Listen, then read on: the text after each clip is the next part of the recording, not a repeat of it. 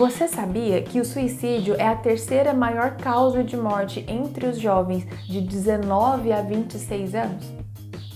Você sabia que mais de 800 mil pessoas por ano tiram a própria vida? Você sabia que apenas na América Latina 100 mil pessoas tiram a própria vida por ano? Nesse exato momento em que nós estamos aqui, existe alguém que se sente desesperançoso, que se sente sem saída, encurralado e que só enxerga como opção a morte.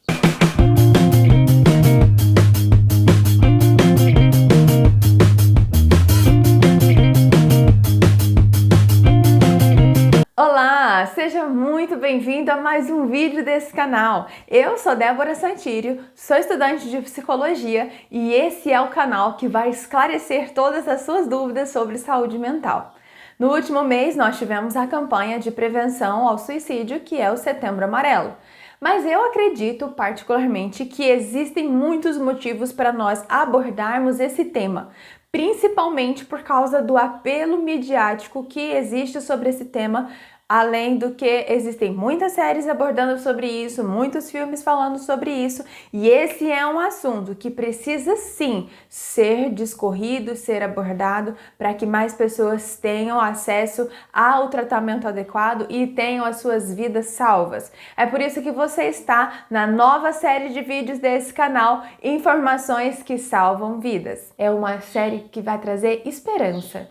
Esperança de tratamento, esperança de uma vida melhor, esperança de uma vida colorida para quem já enxerga a vida em preto e branco. As pessoas acreditam que o suicídio é uma situação muito repentina, incontrolável e inesperada.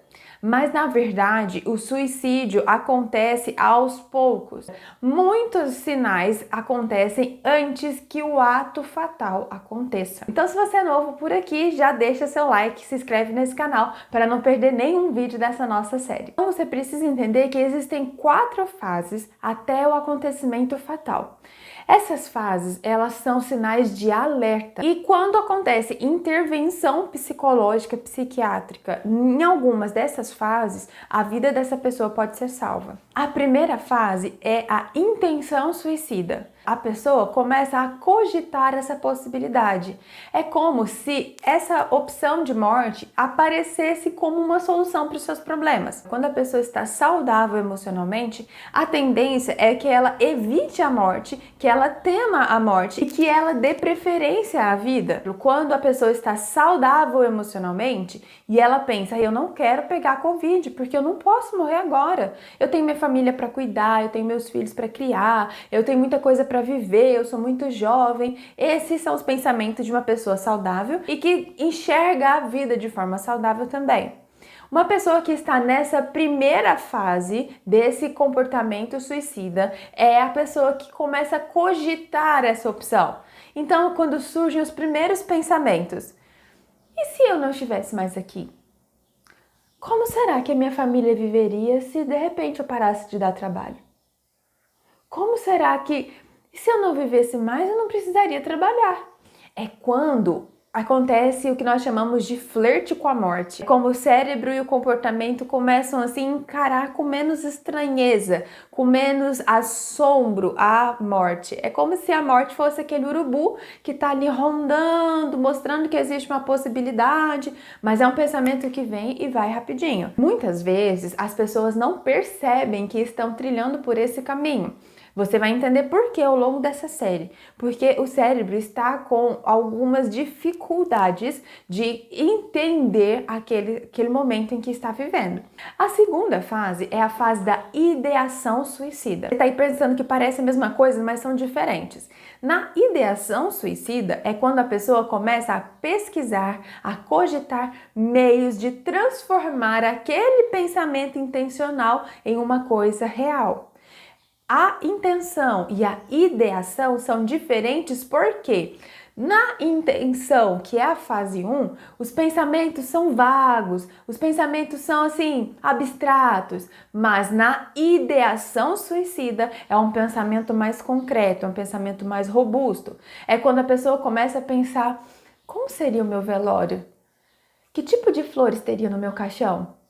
Nossa, já pensou se eu morresse no dia do meu aniversário? E ela começa a atribuir sentido, atribuir significado, atribuir valores para aqueles pensamentos. É como se os pensamentos subissem de nível. E agora eles não são pensamentos, agora eles são planejamento. Essa etapa do planejamento é extremamente perigosa, porque ela vai flertar muito com o jeito de ser daquela pessoa, com a personalidade daquela pessoa. Então pensa comigo, uma pessoa que é mais impulsiva, que toma decisões mais bruscamente, que toma as decisões mais rapidamente, que não reflete muito, que tem a tendência a agir sem pensar. Às vezes, nessa fase da ideação, da concretização de um plano, essa fase vai ser mais curta. A terceira fase nesse processo é a fase da tentativa suicida. É aquele comportamento autolesivo, porém não letal. Ou seja, é quando o indivíduo se machuca, é quando ele se fere, mas é um ferimento, é um machucado que não pode tirar a vida. Existem em muitos momentos pessoas que encontram na autolesão, encontram na automutilação uma válvula de escape para as suas emoções. Porém, as emoções, os problemas, as demandas de ordem psicológica, elas não se resolvem apenas nesse momento.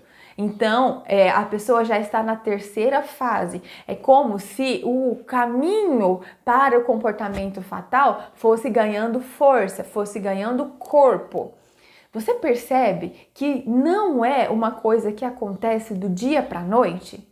Infelizmente, muitas pessoas, quando recebem uma notícia de alguém que foi vítima de suicídio, e aí as pessoas falam, nossa, mas ele estava tão bem, nossa, mas ele veio jantar na minha casa ontem, nossa, mas a gente conversou antes de dormir, nossa, mas a gente falou por telefone, como que isso aconteceu? Ninguém percebeu.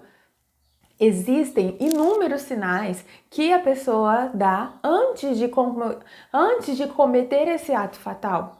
E nós que queremos de alguma forma ajudar, precisamos ter sensibilidade, porque na maioria dos casos a pessoa não vai ser capaz, não conseguirá dizer com todas as letras: eu preciso de ajuda. A pessoa pode se machucar fisicamente, como também se machucar emocionalmente. É quando essa pessoa se distancia, se isola, deixa de se alimentar, deixa de tomar os seus remédios, deixa de tomar banho. Importante você saber que a pessoa que chega nesse ponto, ela está assim não porque ela deseja, não porque ela quer chamar sua atenção. Ela está assim porque ela está doente emocionalmente falando e ela precisa de ajuda. A quarta fase é a tentativa suicida abortada. Acontece uma tentativa frustrada. É quando a pessoa sobrevive a uma tentativa suicida. Na tentativa abortada é o período de maior vigilância, porque a pessoa precisa estar sob constante observação pelos próximos 3 meses. É o período de janela de risco. Nessa quarta fase, a pessoa precisa de muita ajuda e de muita supervisão. Por quê? Porque é como se aquela ferida estivesse pulsando, latejando. Sabe quando você já se machucou e ficou pulsando? É como se essa ferida estivesse pulsando e ela precisasse terminar aquilo que começou. Nesses 3 primeiros meses, a atenção psicológica é indispensável, porque é o momento em que o plano, em que essas 4 fases onde a pessoa passou começa a ser desestruturado e desmontado. O que levou aquela pessoa a considerar a opção de morte para resolver os seus problemas? É nesse lugar que o psicólogo vai trabalhar. Quanta vergonha existe em alguém que tentou por esse caminho e não conseguiu? É nesse lugar que o psicólogo vai trabalhar. Quantas vezes a pessoa tenta suicídio porque não enxerga mais opções de resolver os seus problemas? É nesse lugar que o psicólogo vai trabalhar. Então é imprescindível que você tenha atenção a cada uma dessas fases, porque essas informações podem salvar a vida da sua família. É por isso que você precisa dar muita atenção e dar muito valor a qualquer frase que remeta à morte e que remeta ao suicídio. Todas as vezes em que uma pessoa considera a opção do suicídio, quando uma pessoa considera tirar a própria vida para solucionar um problema, ainda que você não veja motivos externos, ainda que você não veja motivos aparentes que para você não faça muito sentido, não desconsidere, porque esse pode ser o grito de socorro de alguém que não consegue pedir ajuda sozinho. É muito importante que você saiba o que fazer para ajudar essa pessoa. Simplesmente dizer, para com isso, não, que pensamento bobo, bate na sua boca, não é assim não pode falar nisso não. Esse tipo de coisa não vai resolver, porque existe uma alteração na estrutura psíquica que levou aquele indivíduo àquele lugar. Estudos mostram que existe uma média de até 3 anos, alguns estudos dizem 3 anos e meio, entre o primeiro pensamento lá na fase 1, lá na intenção suicida, entre o primeiro pensamento e o ato fatal. Então você pensa comigo, dentro de 3 anos e meio, será mesmo que não houve nenhum sinal, nenhuma pista, nenhuma alteração de comportamento, nenhuma alteração de fala, nenhuma alteração de planejamento que sugestionasse esse tipo de pensamento? Eu garanto, sem nem mesmo conhecer a sua história, eu garanto que dentro de 3 anos e meio é impossível uma pessoa guardar tanto tempo esse desejo. Eu tô dizendo isso não para que você se sinta culpado, tô dizendo isso para que você perceba que você pode ser uma peça fundamental para salvar a vida de alguém. Ou caso você que está aqui assistindo já pensou nessa possibilidade, já pensou que isso pode ser uma solução para os seus problemas, eu posso dizer com todas as letras: a pessoa que tem uma ideação suicida e que pensa em morrer é uma pessoa que está doente. E alguém que está doente é alguém que pode ser tratada, é alguém que pode ser curada. Não é o fim da linha pensar em suicídio. Não é o fim da linha se ver encurralado.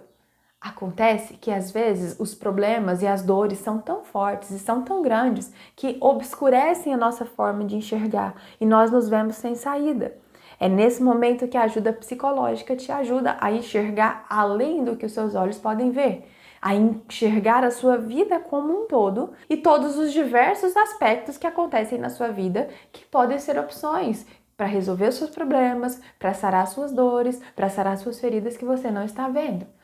Essa é a importância da ajuda psicológica. A maioria das pessoas que pensam em suicídio, até mesmo que chegam às vias de fato, são pessoas que não pensavam em morrer, mas pensavam em resolver um problema, pensavam em fazer uma dor parar, pensavam em interromper uma agonia. Mas você precisa entender que existem diversos caminhos para resolver uma angústia, resolver um problema e interromper uma agonia. Se você precisa conversar mais sobre isso, se você se sente assim como eu estou descrevendo aqui, você precisa de ajuda. Você pode ligar no número 188, que é o CVV, Centro de Valorização da Vida.